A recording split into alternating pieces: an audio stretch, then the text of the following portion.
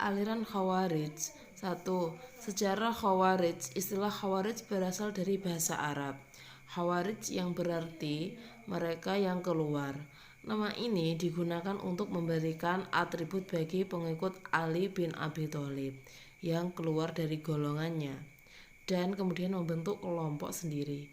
Penamaan terhadap kelompok yang keluar dari pasukan Ali bin Abi Thalib bukanlah julukan yang diberikan dari luar kelompoknya saja, tetapi mereka juga menamakan diri dengan sebutan Khawarij dengan pengertian orang-orang yang keluar perang untuk menegakkan kebenaran.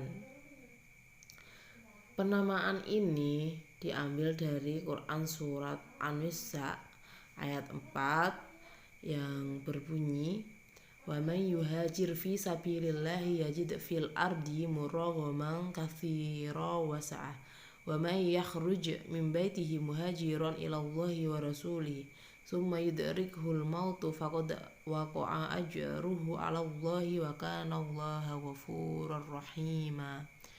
Yang artinya, barang siapa berhijrah di jalan Allah, niscaya mereka mendapati di muka bumi ini tempat hijrah yang luas dan rezeki yang banyak. Barang siapa keluar dari rumahnya dengan maksud berhijrah kepada Allah dan Rasul-Nya, kemudian kematian menimpanya sebelum sampai ke tempat yang dituju, maka sungguh telah tetap pahalanya di sisi Allah, dan adalah Allah Maha Pengampun lagi Maha Penyayang. Nama lain Khawarij adalah Haruriyah yang dinisbahkan kepada perkataan Harur, yaitu nama sebuah desa yang terletak di kota Kufah di Irak, di mana kaum Khawarij yang berjumlah 12.000 orang bertempat sesudah memisahkan diri dari pasukan Ali. Di sini mereka memilih Abdullah bin Wahab ar-Rasyidi menjadi imam sebagai ganti Ali bin Abi Thalib. Rekam jejak kaum Khawarij telah ada sejak zaman Nabi Muhammad SAW. Diriwayatkan dari sahabat Abu Sa'id Al-Khudri radhiyallahu an, ia berkata, "Ketika kami berada di sisi Rasulullah SAW dan beliau sedang membagi-bagi harta, datanglah Zulkhuwaisirah dari Bani Tamim kepada beliau. Ia berkata, 'Wahai Rasulullah, berbuat adillah.' Rasulullah SAW pun bersabda, 'Celakalah engkau, siapa lagi yang berbuat adil jika aku tidak berbuat adil? Benar-benar merugi jika aku tidak berbuat adil.' Maka Umar bin Khattab radhiyallahu an berkata, 'Wahai Rasulullah, izinkanlah aku untuk memenggal lehernya.' Rasulullah berkata, 'Biarkanlah ia. Sesungguhnya ia akan mempunyai pengikut yang salah seorang dari kalian dinilai bahwa salat dan puasanya tidak ada apa-apanya dibandingkan dengan salat dan puasa mereka. Mereka selalu membaca Al-Quran namun tidaklah melewati kerongkongan mereka. Mereka keluar dari Islam sebagaimana keluarnya anak panah dari Ar-Ramiyah dilihat nasolnya (besi pada ujung anak panah, maka tidak didapati bekasnya. Kemudian dilihat trisofnya (tempat masuk nasr pada anak panah, maka tidak didapati bekasnya. Kemudian dilihat dari nalbinya (batang anak panah, maka tidak didapati bekasnya. Kemudian dilihat kuzasnya (bulu-bulu yang ada anak panah, maka tidak didapati pula bekasnya. Anak panah itu benar-benar dengan cepat melewati lambung dan darah hewan buruan. Ciri-cirinya, di tengah-tengah mereka ada seorang laki-laki hitam, salah satu lengannya seperti payudara wanita atau seperti daging yang bergoyang-goyang. Mereka akan muncul di saat terjadi perpecahan di antara kaum muslimin.' Timbul tenggelamnya Khawarij juga dapat dilacak pada akhir masa pemerintahan Utsman bin Affan.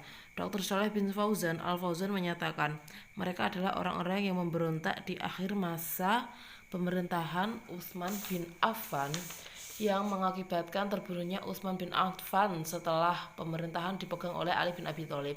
Mereka juga memberontak dengan dalih pemerintahan Ali telah menyalahi hukum yang dibuat oleh Allah. Dalam perkembangan selanjutnya, kelompok Khawarij selalu memberontak kepada pemerintahan yang sah. Hal ini sesuai dengan salah satu doktrin politiknya, yaitu pemberontak terhadap pemerintah dan memisahkan diri dari jamaah muslimin merupakan bagian dari agama. Asy-Syahrastani berkata, siapa saja yang keluar dari ketaatan terhadap pemimpin yang sah yang telah disepakati, maka ia dinamakan Khariji, seorang Khawarij. Baik keluarnya di masa sahabat terhadap Al-Khulafa Ar-Rasyidin atau kepada pemimpin setelah mereka di masa tabi'in, dan juga terhadap pemimpin kaum muslimin di setiap masa. Al-Imam An-Nawawi berkata, dinamakan Khawarij dikarenakan keluarnya mereka dari jamaah kaum muslimin. Dikatakan pula karena keluarnya mereka dari jalan manhaj jamaah kaum muslimin, dan dikatakan pula karena sabda Rasulullah SAW akan keluar dari diri orang ini. Hadis riwayat Muslim. 2. Sekte Khawarij dan doktrin ajarannya. Al-Muhakkimah. Sekte ini merupakan golongan Khawarij asli yang terdiri dari pengikut-pengikut Ali yang kemudian membangkang.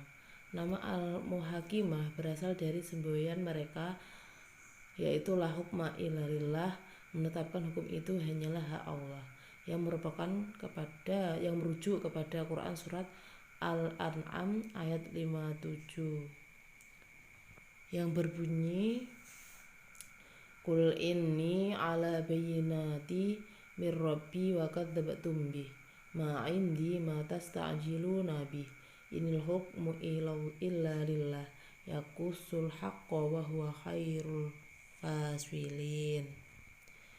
Yang artinya, katakanlah sesungguhnya aku berada di atas hujah yang nyata, Al-Quran dari Tuhanku, sedang kamu mendustakannya.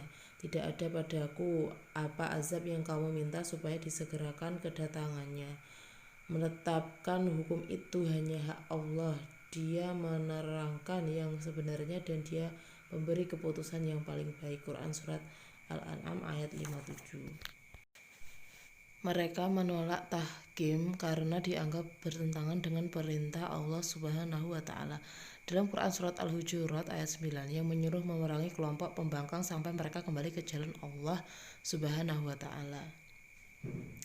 Wa in ta'ifatani minal mu'minin naqtatalu fa aslihu bainahuma fa im bagat ihdahuma alal ukhra faqatilul lati tabghi hatta tafi'a ila amrillah, yang artinya, dan kalau ada dua golongan dari mereka yang beriman itu berperang, hendaklah kamu damaikan antara keduanya.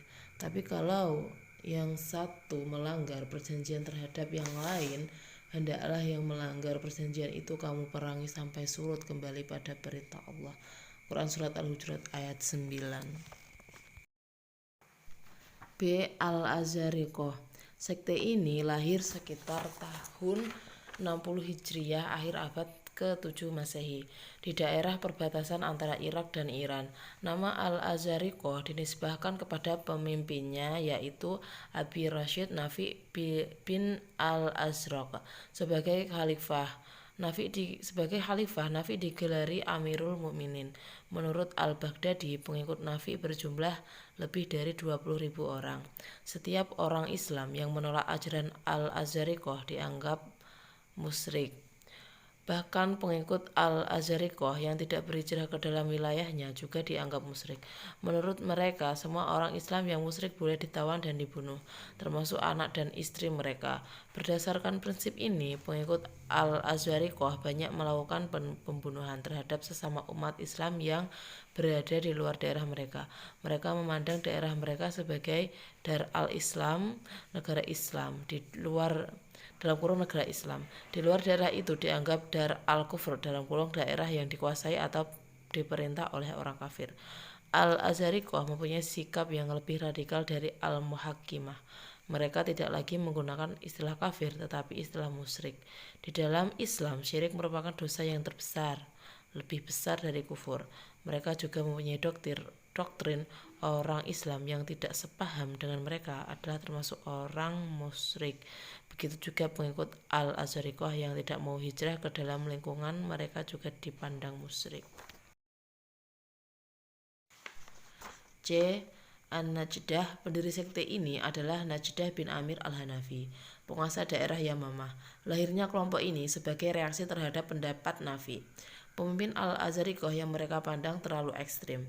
Paham teologi An-Najdad yang terpenting adalah bahwa orang Islam yang tak sepaham dengan mereka dianggap kafir. Orang seperti ini, menurut mereka akan masuk neraka dan kekal di dalamnya.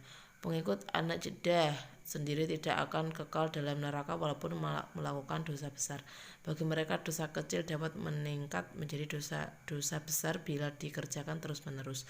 Dalam perkembangan selanjutnya, sekte ini mengalami perpecahan. Beberapa tokoh penting dari sekte ini seperti Abu Fudaik dan Rashid At-Tawil membentuk kelompok oposisi terhadap An-Najdah yang berakhir dengan terbunuhnya Najdad pada tahun 69 Hijriyah atau 688 Masehi. D. Al-Ajaridiyah, pendiri sekte ini adalah Abdul Karim bin Ajarot. Dibandingkan dengan Al-Azariqah, doktrin teologi kaum Al-Ajaridiyah jauh lebih moderat. Mereka berpendapat bahwa tidak wajib berhijrah ke wilayah mereka seperti yang diajarkan Nafi. Tidak boleh merampas harta dalam peperangan kecuali harta orang yang mati terbunuh, dan tidak dianggap musyrik anak-anak yang masih kecil bagi mereka. Al-Quran sebagai kitab suci tidak layak memuat cerita-cerita percintaan seperti yang terkandung dalam surat Yusuf. Oleh karena itu surat Yusuf dipandang bukan bagian dari Al-Quran. As-Sufriyah. Nama As-Sufriyah dinisbahkan kepada Ziyad bin Asfar. Sekte ini membawa paham yang mirip dengan paham Al-Azariqah, hanya lebih lunak. Doktrin teologinya yang penting adalah istilah kufur atau kafir. Istilah kafir itu mengandung dua arti, yaitu kufur an-nikmah dalam kurung mengingkari nikmat Tuhan dan kufur billah dalam kurung mengingkari Tuhan. Untuk arti pertama, kafir tidak berarti keluar dari Islam. F. Al-Ibadiyah. Sekte ini dimunculkan oleh Abdullah bin Ibad al-Murri at-Tamimi pada tahun 686 Masehi. Doktrin teologi yang terpenting antara lain bahwa orang Islam yang berdosa besar tidak dikatakan mukmin, melainkan muwahhid dalam kurung orang yang dimaksud adalah kafir nikmat, yaitu tidak membuat pelakunya keluar dari agama Islam. Selanjutnya, yang dipandang sebagai daerah dar at-tauhid dalam kurung daerah yang dikuasai orang-orang Islam tidak boleh diperangi. Harta yang boleh dirampas dalam perang hanya kuda dan alat perang. Sekte Al-Ibadiyah dianggap sebagai golongan yang paling moderat dalam aliran Khawarij.